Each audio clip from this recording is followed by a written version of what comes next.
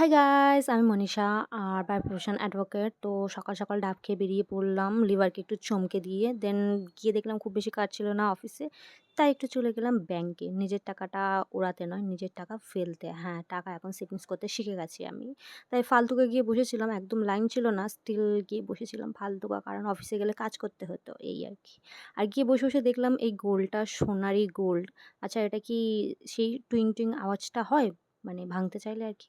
তো কি করা যাবে, সেখান থেকে ওটা আমাকে দিল না। তাই আমি চলে এলাম একটু চিজ কেক খেতে। আমার না এই ব্লুবেরি চিজ কেকটা খেতে বড্ড বেশি ভালো লাগে। বাট একটু দামটা বেশিই লাগে আমার।